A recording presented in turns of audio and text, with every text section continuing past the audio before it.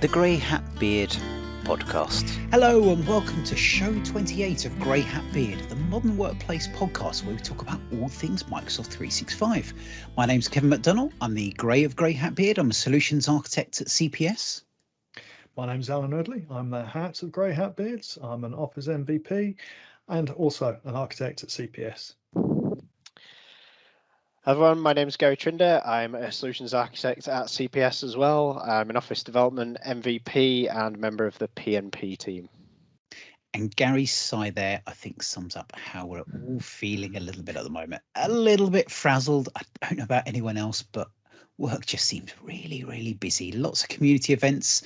I had 5 events I was speaking at last week. I think, Gary, you had a whole load last week as well, didn't you? Yep, a couple and more this week. And Al, you had a week off, so you were doing nothing, basically. I was helping organise events, organising user groups, speaking at events and taking exams. So, living the dream of having some time off from work. Oh, it's always nice. Those of you looking at the video may notice we haven't got a guest. We've made a decision to start trying to split out the shows so we actually have a weekly show. But what we're going to do is keep the same format of news in part 1 and then a particular subject in part 2. But what we're going to do is try and have that part 2 will release a week later. We may occasionally record it with our guests, record the news, and then do the part 2 where we record it all in one block, but then you'll get the second part a week later. So we just thought spread things out a little bit, and it gives us a bit more flexibility for when we get the shows. So we're hoping for part 2 to talk with Rabia Williams, about the life of a dev advocate. So Rabia works for Microsoft, will be there about the great things they do to promote what you can do with all the Microsoft loveliness. But I'll let her explain better in part 2, and we'll release that a week today. But in part 1, we're going to crack on with the news. And Gary very nicely has pulled together a whole list of stuff. So when Al went and I went to have a look at the notes, we saw lots in there. And there wasn't too much more to add. But the first one I think we're going to talk about is Microsoft adding new webinar and meeting intelligence capabilities to Teams via Teams Pro, which I think looks interesting. They've kind of highlighted this. Was it Ignite? I think they first announced that they were going to have the capabilities to have a kind of waiting room for meetings on there, and I think from what I can tell, this is the announcement of that mostly. And they've also said there's going to be meeting intelligence. Now, Al, we've been in quite a few meetings today. I wouldn't say there was necessarily that much intelligence that went on at the meeting, so it'd be interesting. Would have been more if we hadn't have been there, but yeah, absolutely, yeah. But interesting to see what's going to come out with that. But, is it sentiment analytics? I did hear something which isn't mentioned here that Microsoft was going to start looking at people to see how bored they were during meetings, which I think sounds very dangerous. I think there's all sorts of things that they could be bringing in. I think the thing that really caught my eye is when they're talking about webinars, because we've had live meetings and live events for a while, which, as somebody who runs a user group, it's kind of there's a nice halfway house between an open Teams meeting and a live event, where you can see actually how many people turned up, you see some of the metrics around who's actually attended, how many people dropped off and when. For me, that kind of intelligence and that kind of reporting will be really interesting, because I do a lot of webinars for CPS, and it's one of the things that stops us using Teams in that scenario is there isn't the information around who's turned up. So you think webinars might be in between a kind of Teams meeting and in between a live event? You think there might be something in the middle there? I would love it to be in the middle there, because I like that thought. Because we don't use live events because there isn't the same interaction. And I'm sure both of you have, had the same experience of using a variety of different technologies when either working for user groups or conferences. There's a vast array of things out there, but I think that would be something, and the word webinar really makes it sort of stand out for me. I think that the thing that stood out in the news for this, that even with that webinar, is that it's going to be available for the existing E3, E5, A3, A5 business standard and business basic, and they've added extra wording to say this will be free of charge. This isn't an extra license for all those who love talking about licenses, which is, it's interesting. And I knew they were going to be talking about that webinar side. I kind of assumed it was going to be layered on top of the existing Teams live events, but that's, I don't know, this interesting thought. I mean, the ideal that I would like to see is, how you control the conversations, how you allow people to actually converse using the conversations without necessarily having it all locked down if it's in a channel. And I know that, there's various things that they're talking about in terms of, as you say, the intelligence of, are people paying attention? How much are people focusing? Sentiment analysis based on their faces. For us, it would always be grumpy, wouldn't it? So you'd never get any happiness. But I think there's some interesting opportunities there. As long as there's a sentiment of doing their day job, rather than just bored. You just sat in meetings all day. You don't have to do your day job then. So it'd have to just track your kind of normal behavior, right? Your normal stance, and just go, is this ordinary? Is this, out of the ordinary? Oh my God, the out of the ordinary, excited about something. What's going on? Might just blow the algorithm. Just go, can't so that for those people who don't ever smile, even the faint sort of slight uplifting of the corner of the mouth would still register as excited. The raising of an eyebrow. I think like so many names and just thinking, no, don't say that. Don't say that. No. I think with this one, from what I saw, it's confusing in the sense that it's Teams Pro.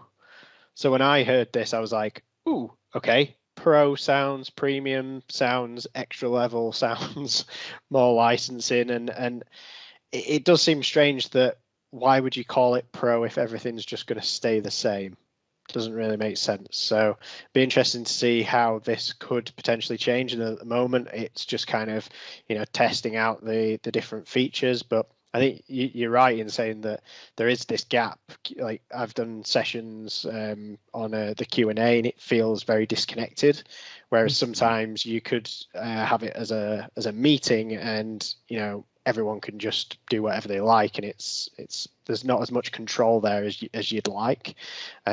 So I do think that there is a spot for it, but it'll be interesting to see where it lands. I was just scrolling down that article and noticed that Vesa Noppanen mentioned they would include dynamic views as well, which I think that capability to have a kind of PowerPoint presentation and kind of intersperse faces in different places, a bit like you do with OBS Studio and that kind of thing. And Zoom as well. Could see that. Zoom does that very well. I was on a webinar recently, and it used Zoom, and it was a lot more of a natural kind of way of viewing and engaging than just we've just got a screen in front of us. I think that's the kind of that's almost a difference between a meeting and a webinar, isn't it? Webinar is pushing information out, and so therefore you'd expect slides and the overlay of the video in the corner, or even maybe other layouts. I don't know. And we do sessions all the time. That might be public sessions, internal sessions, and as well. And you're always fighting that, workshops as well.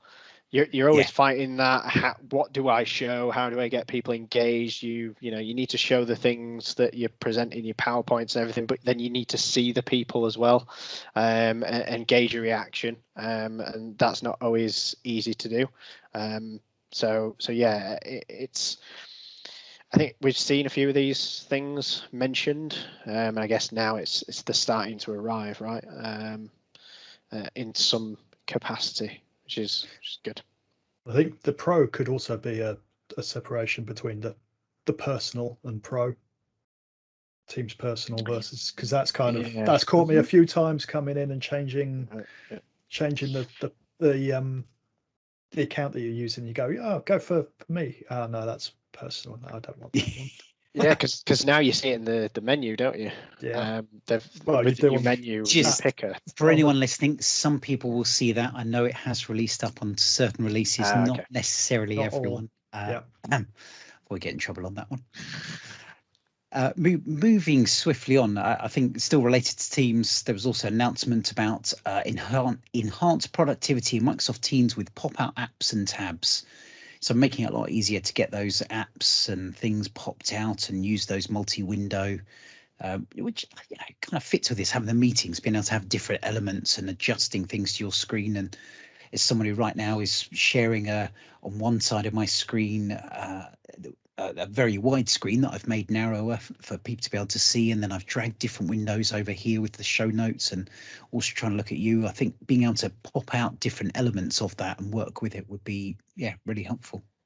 You forget we had this with Skype. Yeah, we had multiple windows going for multiple conversations, and as soon as was that about Grumpy you were saying? Back that in was the day we had this. That was one of the big things that everybody went, can't do that. That makes it a bit harder.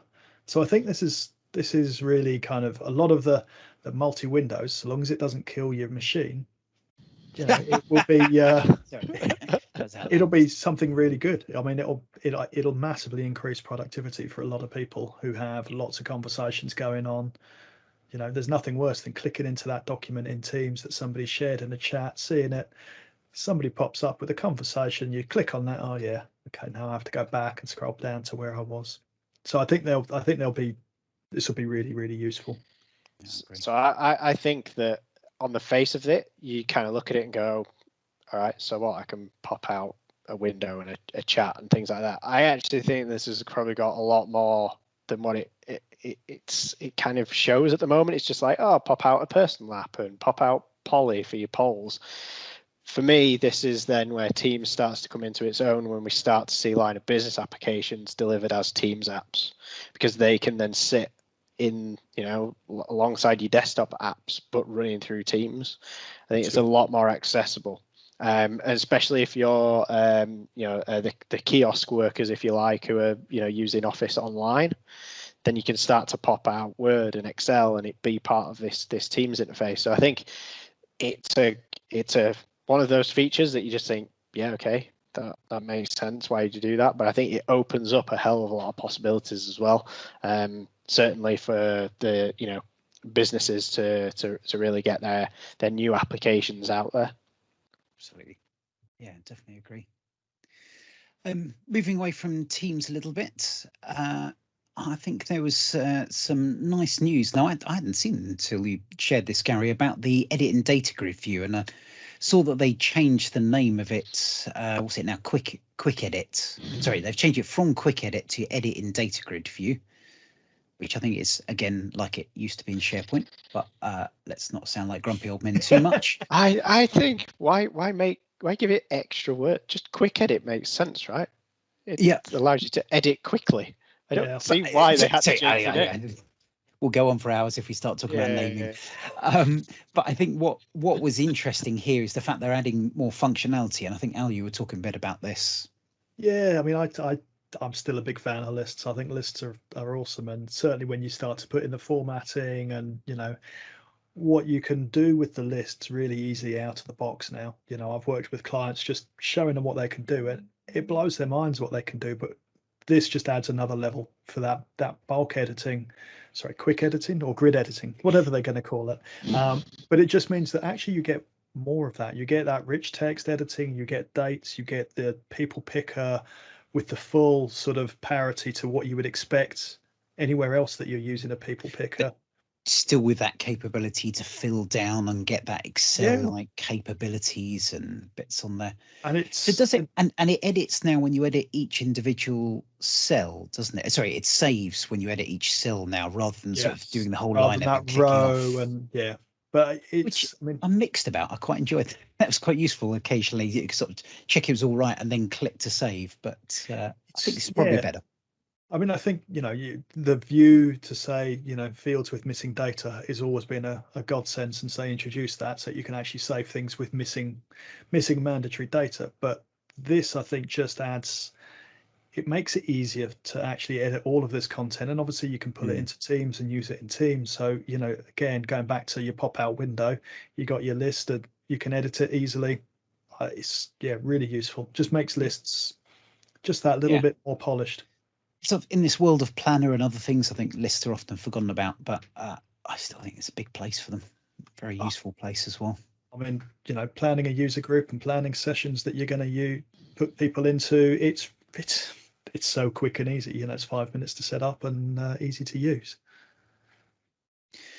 A couple of bits of news, kind of one semi-related to SharePoint and Outlook, but Microsoft to crack down on high-volume Microsoft 365 email vendors. Now, initially I read this and I thought it was project managers chasing updates from people and still using email instead of Teams, but apparently that's just what they do to you. So yeah, no, they've given up on me a long time ago. But actually, this is this is more about people using Microsoft 365 for spam and things. And I have noticed, a lot of the spam that comes through at the .on Microsoft.com addresses. I think we talked a bit at the beginning that if you set up a demo tenant, quite often you can't. I try to remember what the situation was, but sending emails, I think from the flows you can't do because it's blocked as potentially wrong email. Words are escaping me after a long day, but I think a lot of people are using Office 365 and Microsoft 365 for sending bulk mails, and they're trying to crack down on that. So hopefully won't see too many false positives come from this, but I think good that Microsoft's doing this. Yeah, I mean, I think this is something that a lot of organizations maybe find it so easy to set up Office 365 and Microsoft 365, they can then send email, but they're not going through all the processes that they should be going through to make sure that actually, they've got their own domain set up, not sending from on Microsoft.com. They've got, DKIM, DMARC set up. So they've got, the security and all of the proper identifications in there. I mean, those are all things that, back in the day, if you wanted to send a lot of emails, you'd be spending a lot of time setting up all of those things to make sure that the reputation of your domain and your IPs are all, valid. And I think that's something that, this is, it's amazing it's taken this long for them to do this, I think, because it's something that people should have been doing for a long time. Yeah, I think, sending email in bulk, then Microsoft have a bit of an answer to that because they've got SendGrid in Azure as well, a proper email sending service, which is free. There's a free tier on that up to, I think it's because it's designed for like email campaigns. So it's got all of that functionality that I was mentioning. But yeah, it's free up to 20,000 emails, I think, and then you pay for more afterwards. If you're in Azure, if you're using Azure services, you get that 20,000.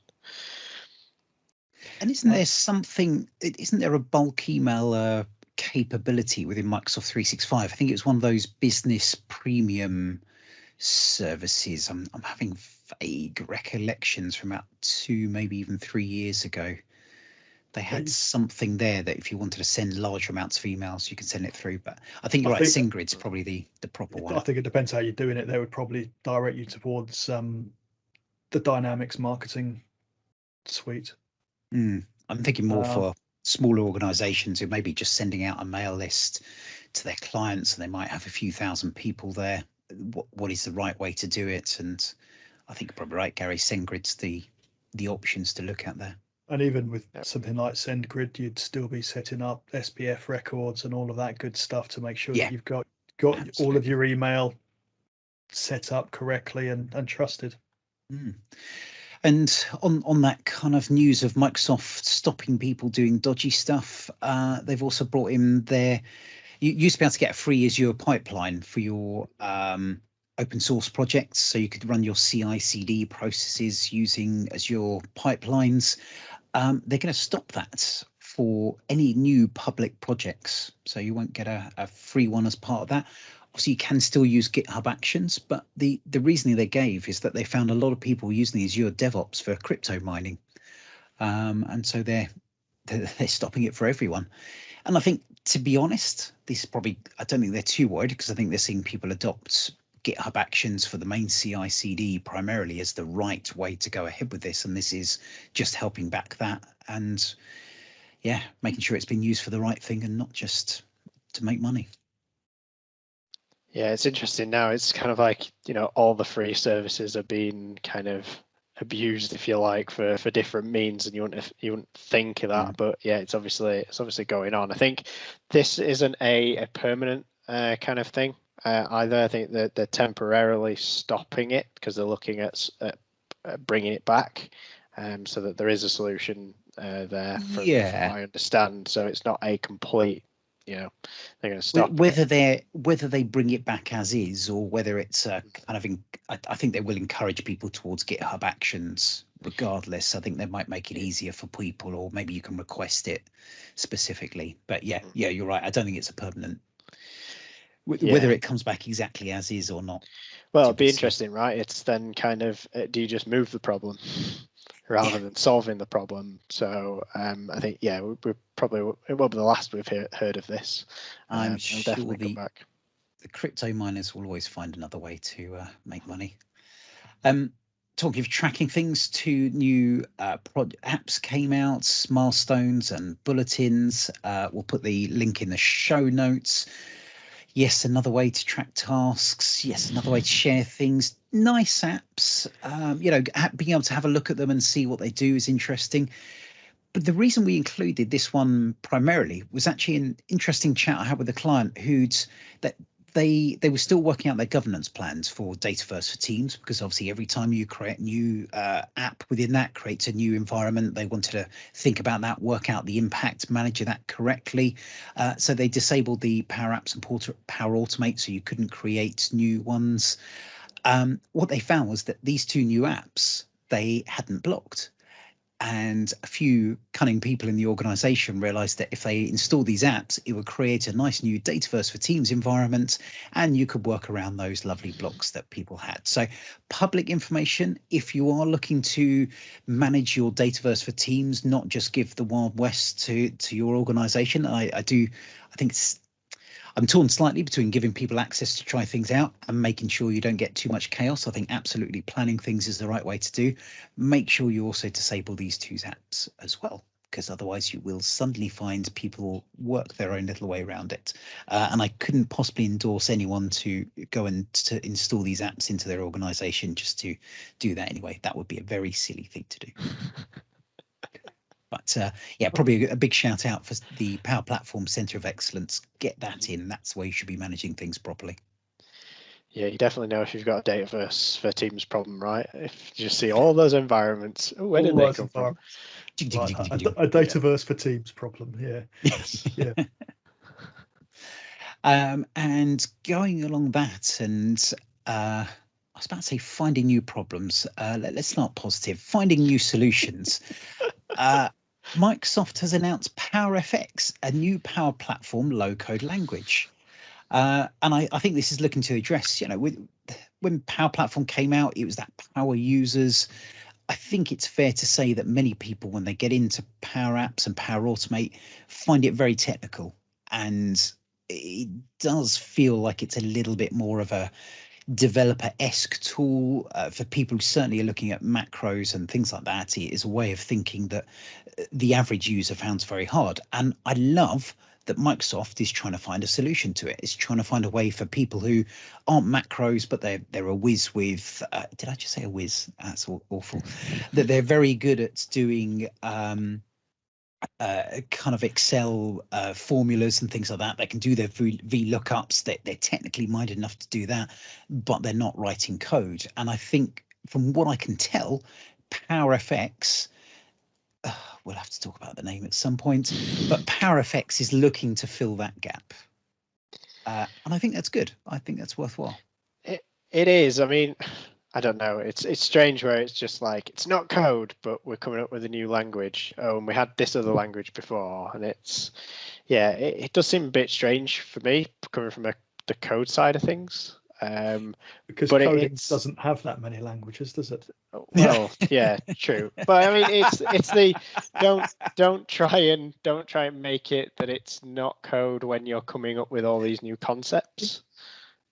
Yeah, I mean, I think it's one of those things that we've been saying to clients. Yeah, look, this is a low code, no code solution for the last 5 years, but now they're kind of going, yeah, but this is targeting Microsoft Excel users. And it's kind of like, well, what? I struggle with really tying down where the need is to actually I just- enable it. Because when I look at Power Automate, when I look at Power Canvas apps, you need to have a level of competence to understand and work out processes, which gives you a natural logic for putting these things together. We know people can get up and running really quickly in a matter of hours, and then they're going to go, right, now I need to do something a bit more complicated. Oh, okay, what do I need to do?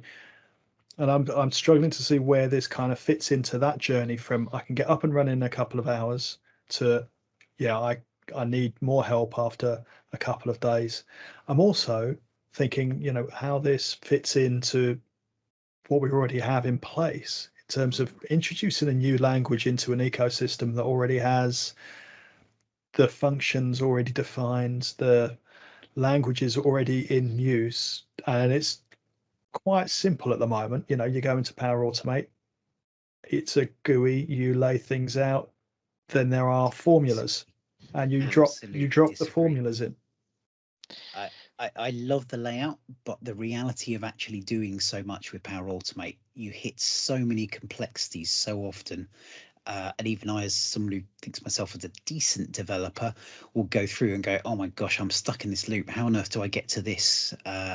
One of our colleagues was trying to get something that would pull together a load of data and create an HTML output, and just got so locked in various loops and things like that, that it was so often quite complex to do. So I love Power Automate, don't get me wrong, but I think there is definitely the potential. Like, I know we were talking about this beforehand, like in Microsoft Lists, you have rules, and it's that sort of simpler way of doing things. I think this could go horribly wrong. If I'm honest, I think this could be awful. I don't disagree there, but I do think there's a space for it. I think this is, like, generally when we look at things and we might go, okay, code and Power Apps. I think that's where I jumped with this because of the Power bit, but it's across everything. So it's Power Apps, it's Power Automate, it's possibly Power BI as well, and we've already got, like Al said, existing languages there. So Power Automate, you're into functions, you're into logic apps, functions, all that kind of stuff. But now you're going to say, well, hang on, rather than learning that, learn this other thing, which is simpler, which is probably going to be more limiting, but you can use that across the board. And trying to come up with something generic, I don't think that really works, because there's different needs for different services. True. I think where you look at Canvas app, where you're trying to actually control what you're presenting on the screen, it's different to when you're using Power Query and you're trying to actually process data compared with the functions in Power Automate. It would be interesting to see. There wasn't any samples in it. It would be very interesting to see the samples and to see. It's not announced. It's only rumors. No, it's rumors. So far. So I think it'd be very interesting to see. Yeah. Whether it is significantly different from what we already have, different enough not to get confused and to go, oh, so this is not an Excel query. This isn't Power Query in Excel. This isn't an Excel formula. This is something different, and it's not what we've had in functions that when we're writing Power Automate, because I think that could absolutely put people off. Oh, I'm trying to find a solution. I'm trying to find it. I've got an MDX query over here. I've got a Power Automate query over here, and I can't actually put them together into a formula that's going to work. I think that's where the risk is for me. But it'd be very interesting to see the layout of the language. All I can say is in 9 days' time, we have Ignite coming up. 8 days' time, Ignite's coming up. The Monday after that, we have the next news recording. Be interesting to see what we say after that. So I think we'll hold off any more conjecture until we hit that point. But it's much more fun to speculate and then to go, look, we were absolutely wrong. Yeah, we still haven't seen from the last Ignite. Microsoft hasn't released a nice bit of hardware that will sit under the virtual desktop in the office. And that's probably why, because it's for the office, but there we go. Moving into other Power Apps news, Microsoft's also said they're going to update the Power Apps mobile app, give it a nice new look. There's a public preview. I think this has been pretty overdue. It has felt a little dated, the Power Apps mobile app, and this looks a lot cleaner, a lot nicer. So I don't know if anything hugely exciting. Oh, apart from add to Siri, I did like the sound of that. So, but yeah, nice, freshened up, and you can turn that on now. I do like announcements where you can do things straight away. So that looked pretty good as well. And then Gary, I think your favourite Power Platform announcement of the week was enhanced component properties, which when I saw the headline, I was like, yeah, I don't think we'll include that. That sounds a bit dull, but you're about to convince me otherwise. Yeah, because this is what people have been asking for ages, I think. So this brings in functions into components. In fact, as you go down the article, there is a heading called Pure Functions, and I know, and I've seen plenty of people on Twitter, Clarissa, who we've had on the show before, very happy about this news. As we know, functions help make things reusable, and with components, they are reusable, but it's very difficult to kind of provide parameters into some of the logic in those into those components, and this kind of goes a way to solving that. So again, it's interesting. We've talked about PowerFX of the, oh no, we don't want to go down the code route yet. Now we're here talking about functions, which is very much code driven. So I think this is probably more to appease the more code savvy people who are building things in Power Platform, going, why can't I do this? I can do this in any other language, but I can't do it here. And hopefully reduce the kind of massive long lists of code that happen in the top there. But yeah, we can dream. It'll be interesting to see how this is implemented, because I had a quick scan of this, and it was only a quick scan, and it kind of reminded me of coding. To put together a parameter on a component and to put some behavior behind it. So what you need is a lower code solution that sits alongside that. Anyway, right, let's not open that wound up again quite so quickly. Moving on, I said we'd overrun. Actually, no, I said we wouldn't today, darn it. An interesting little thing. Now, there are people who hate the Gartner Magic Quadrant and think it's an absolute waste of time. There are people that love it and think it is exactly what you need to be able to work out what you want. And actually, there's some people in the middle who don't really care too much either way. I would say I edge to one of the people who quite enjoy seeing the Gartner Magic Quadrant, just because it gives you a nice summary of all the different things in those space. But we wouldn't usually talk about it, but just to see quite how far out, if we look at the the analytics and business intelligence, quite how far up the top that Microsoft are. Apologies for those who are listening. The Gartner Quadrant is basically a 4-box, and down the bottom it rates organizations and their solutions in a completeness of vision. So how complete is it? And then along the left, I always get this the wrong way around, y-axis is the ability to execute. And then they put 4 boxes. So you've got niche players who sit within a certain area. Top left is challengers who have lots of really interesting stuff, but maybe haven't covered every area. You've got the challengers where they've got the ability to execute things, but maybe don't cover the full breadth within that. So you've got the visionaries who lots of ideas, but maybe they're a bit smaller and can't quite execute. And then the leaders, and all the organizations want to be in the leaders. They want to be as top right as possible. So they've got interesting ideas and the ability to execute. The Gartner has Microsoft well ahead of Tableau, Click. Other ones like Tibco Software and Oracle and SAP are down in the visionaries, and yeah, Microsoft's quite far ahead. I was quite surprised, to be honest. I think Microsoft, these quadrants don't usually have somebody quite so far up and to the right, leaving the crowd behind. And it's quite noticeable that Microsoft is well out there. I mean, Tableau is a fair way ahead of everybody else as well. And it is quite a, there is a crowd, and there are those that are leaving the crowd, can't even talk now. And yeah, it's quite stunning because they don't usually have quite that diversity of location. It looks like they've had to kind of almost condense the grid just to accommodate where they've got Microsoft. Yeah, so good for people who like Microsoft. Great to see. For people who don't, well, there's your challenge, improve it.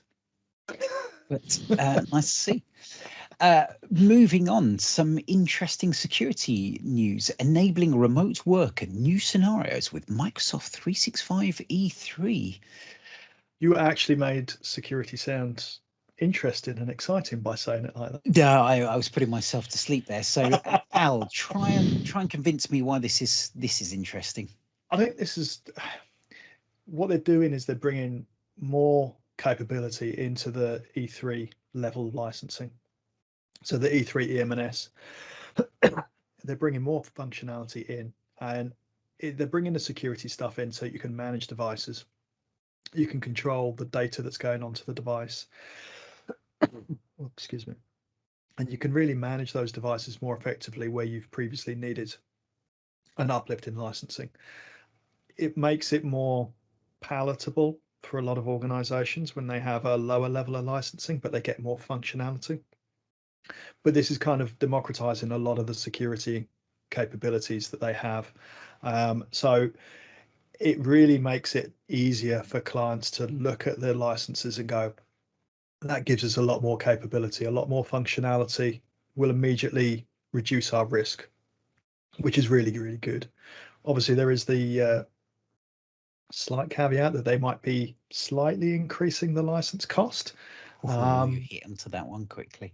Yeah. Well, I think you can't beat around the bush with it. It's in the same way that Power Platform, you always get licensing questions, you do in the security and compliance space as well. So I think we should be clear that the standalone products, so the EMS E3 and the Intune standalone, the price is increasing. The price for the Microsoft the Microsoft 365 E3 will not change. So this is where you just have those standalone elements. It's the price of that that's going up. And for the difference, the key one there is with Microsoft 365 E3, you get the Windows licensing, the EMS, and the Office 365 licensing. So basically, if you get the whole bundle together, the price isn't going up. If you just get the individual elements, then it is. And there are benefits of having that E3 license because there are uplifts that you can get as well. So that Microsoft 365 E3, there are uplifts that are well worth getting as well if you're in a regulated industry. But this really is trying to say we can manage devices, we can manage the security of content on those devices, and we can protect those devices better with this level of licensing. And we'll have the link in the show notes. It was interesting that they've put some highlights of some recent announcements. So Microsoft Tunnel VPN capabilities, so you can watch iPlayer wherever you are in the world. I think that's basically the need of VPNs. Mac OS management, so we can make sure Gary's not causing trouble with his Apple devices. Single sign-on there is worth the money in my eyes. That'd be brilliant for Mac OS, because that is the one thing which I struggle with sometimes. With Windows, it already knows you're logged in, and you can just go, yeah, I'm logged in on Windows, and it'll just send you through. Whereas with Mac, you're completely isolated almost. It's like logging into the browser all the time. So that'd be very, very useful. Yeah, I thought it was pretty good, but I'll be honest, the bottom one is you do this, you modernize your IT, apparently. So the final bullet point is get EMS, and it will modernize all your IT for you. So no more of those legacy apps sitting around. It just does it for you, according to this link, as far as I can tell. Just leave it at that. Yeah. So I think that's the end of the news, and we might actually sneak in about 40 minutes just about. We'll go on to some of the events going on, and as we were just talking about security, we announced last week, Al, that we had the Microsoft 365 Security and Compliance User Group, and I think that meeting's coming up, isn't it? That meeting is on Wednesday, our inaugural user group meeting. So I think we've got almost 150 people registered to attend the first session. 150. Wow. Yeah. So it seems to have hit a niche that we're quite happy about. So we've got myself talking about exact data match, which is taking data loss prevention to the next level, and Peter Rising talking about the difference between e-discovery and advanced e-discovery. So it should be a good session. We also have speakers lined up for the next 3 months now. So yeah, we've had some really good speakers, haven't we, Kevin? And Yeah, we've and had me. and some good sessions. So yeah, we're really quite excited about getting the first session done this week. So that's Wednesday, 6 o'clock GMT. So Wednesday, 24th of Feb, in case you listen to this, and then after that it's monthly, is that right? Yeah, it's the last Wednesday in each month. So I will be honest, when I heard you and Peter were doing this, I thought, fantastic, it's really good. I hope you get like 10, 20 people. That would be really impressive to get on there. So to hear you're getting 100, and I didn't mean to be rude, I just didn't think there would be that demand from straight away.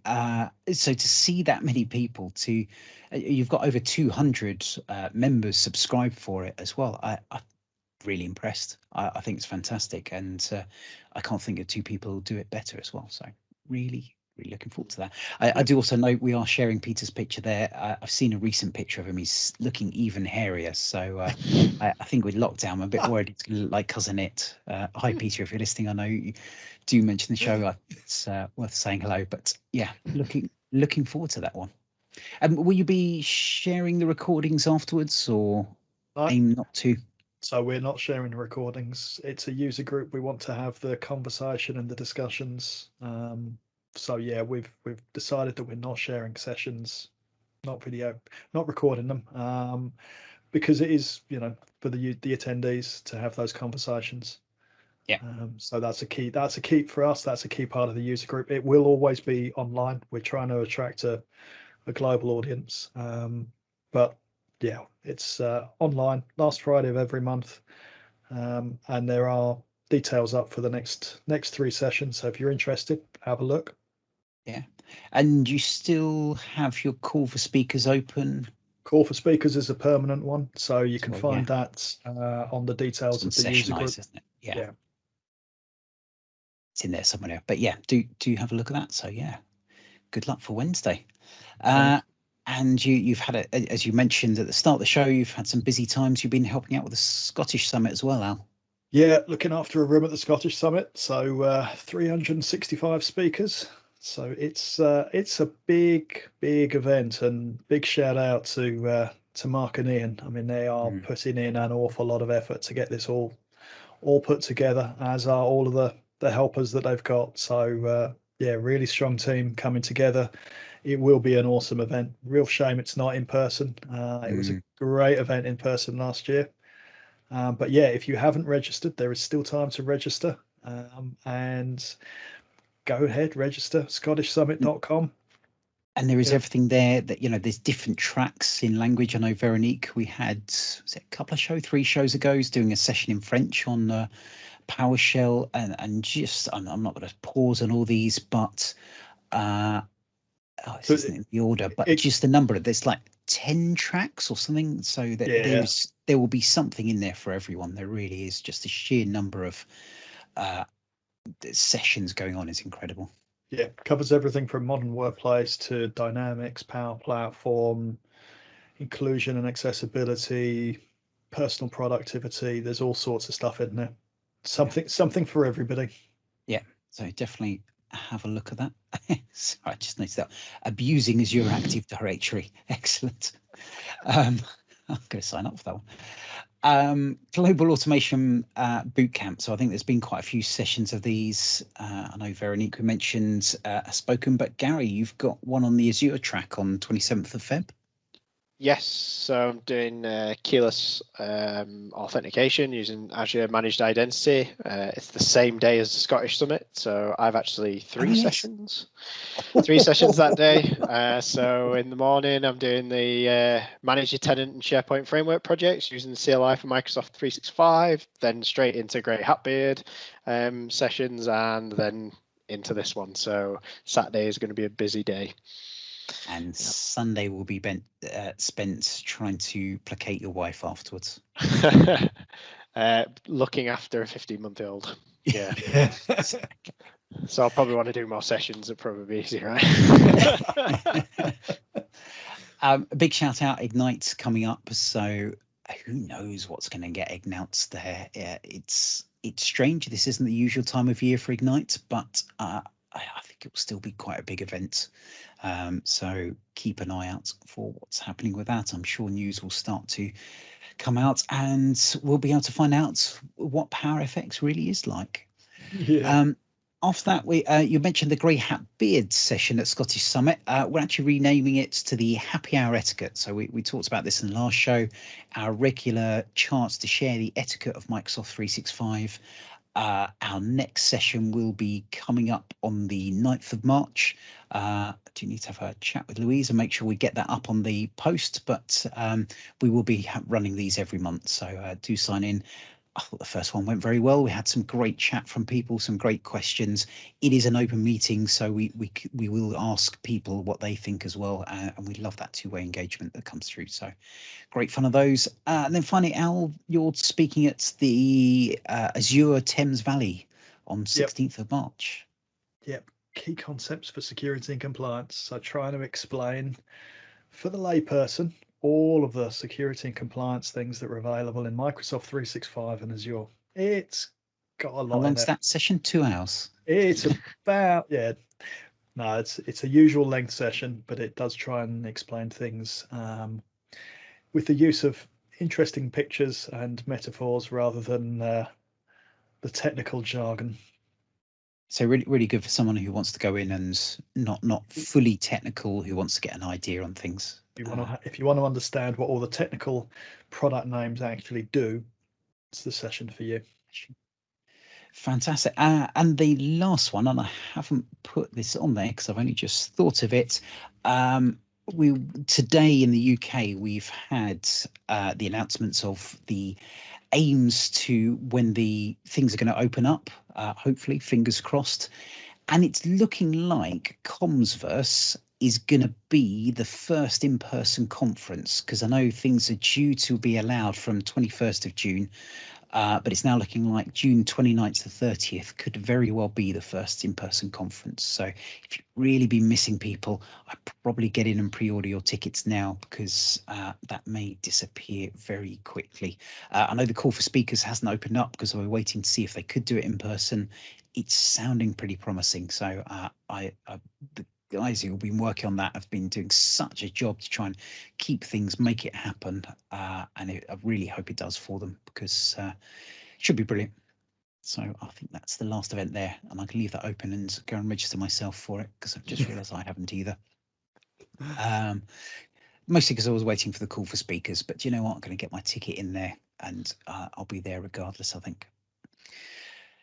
Otherwise, I think we'll wrap up there. What did I say? 40 minutes, and we've got to 47. Damn it. So yes, we have whittled on. We will be out with part 2 with Rabia Williams. Is nothing else, Gary or Al, you wanted to bring up today? No, I think until the next time. There's quite a lot for us to think about. Yeah, so we will have their hearing from Rabia about what being a dev advocate is. So please listen out. It will be a week's time when that comes out. And then the week after is Ignite, and we'll be sharing all the latest information that comes out from there. Otherwise, thank you very much. Have a lovely week, and speak to you all soon. Bye-bye. Bye. Bye-bye.